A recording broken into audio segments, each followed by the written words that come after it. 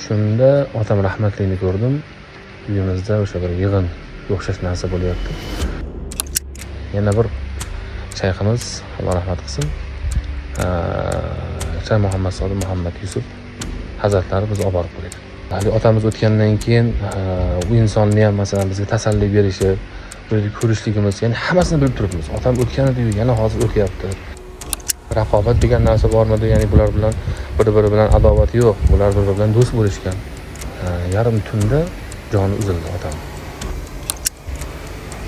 Ustun qulagandan keyin juda ham nurab qolar ekan.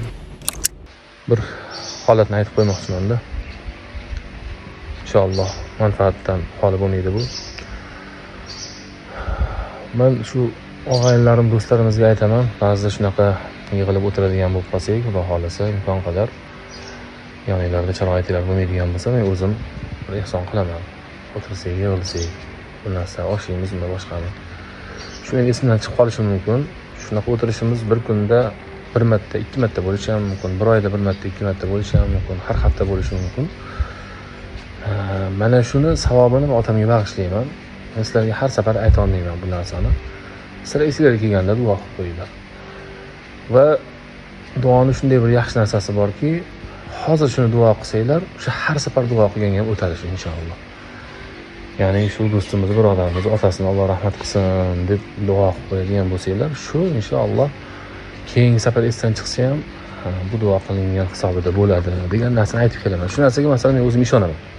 Duoni kuchi qanaqa bo'lishligini hayotimda juda ko'p ko'rganman. Xullas, kecha ham o'tirdik, osh qilib yegan bo'ldik. Xorazmcha osh qilib, dachamizdan yaxshi mehmon bo'lib o'tirdik yaqinlar bilan. Shuni duo qilishdi, otamiz haqlariga duo qilishib tarqalishdi. Va tush ko'rdim. Shunda otam rahmatligini ko'rdim. Uyimizda o'sha bir yig'in o'xshash narsa bo'lyapti. O'sha yig'inda otam rahmatligini ko'rdim. Otam umra yoki hajdan kelgan ekan. Shunga bir yig'in nimadir bo'layotgan ekan. Yig'inlar bo'ldi. Kechqurun mehmonlar tarqaldi va yarim tunda joni uzildi otam. Birdan shu narsa tez amalga oshdi va jonlari uzildi, vafot etdilar. Endi ertalab, ya'ni janozasini ham o'qildi, adashmasam, shunda endi har xil bo'ladi-ku odam. Janoza o'qildi, ertalab endi bizda o'sha bor, hamma o'zbekda bor, boshqa millatda ham fotihachilar kuzatiladi. Fotihachilarni kuzatish marosimini bir ozgina anaqasi bo'ldi. Fikrlar, ya'ni uyda qilinadimi yoki masjidlardami, qayerda fotihachi kuzatamiz degan narsa bo'ldi. Va ertalab namozdan keyin adashmasam o'sha masjidlarda fotihachilarni kuzatildi. Ya'ni unaqa jasadni ko'tarib yurib, masjiddan u yoqdan bu yoqqa ko'chirib unaqa narsa bo'lgani yo'q, alhamdulillah. Lekin fotihachilarni o'sha yerda kuzatildi. Ko'proq jamoat duo qilsin deyildimi?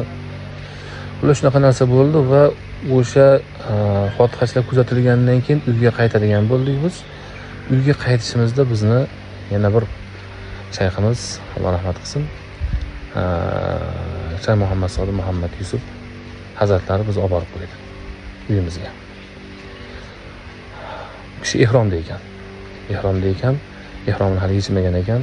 O'tiringlar deb 06 mashinasi Majguli, 07 mashinasi bor ekan. O'sha mashinasida o'zi haydagan bo'ldi. Bizga, akam ikkalovimizga o'tiringlar deb mashinaga o'tkazdi. Va bizni uyga tashab qo'ydi. Yo'lda qanaqadir nasihat qilgan bo'lib, ya'ni bizga bir ta'ziya izhor qilgan bo'lib, ko'nglimizni ko'targan qanaqadir gaplar gapirdi. Endi esimga kelmayapti hozir. Boshqacha narsa bo'ldi. Hali otamiz o'tgandan keyin u insonni ham masalan bizga tasalli berishi, ko'rishligimiz, ya'ni hammasini bilib turibmiz. Otam o'tgan edi-yu, yana hozir o'tyapti. Bu Shayx Muhammad Sodiq o'tgan edi-ku, bu odam ham yana hozir tirik ko'rinyapti. Bilib turibmiz shu holatda ham. Lekin shu narsa ham bo'lyaptiki, duolar ijobat bo'lar ekanda, o'sha duolar qilinganida o'shani ijobati bo'lib, ozgina narsa, arzimagan narsa o'tirib duo qildikda, yaqinlar duo qilib chin dildan qilgandir, kimnikidir chin dildan ijobat bo'lib qolgandirki, o'sha darrov bir qabul bo'ldimi ekan deb shunaqa narsa hayolimga keldi. Bu hayolga kelishligi bu to'g'ri narsa, ya'ni bu haqiqat, ijobat bo'lishiga, duo ijobat albatta.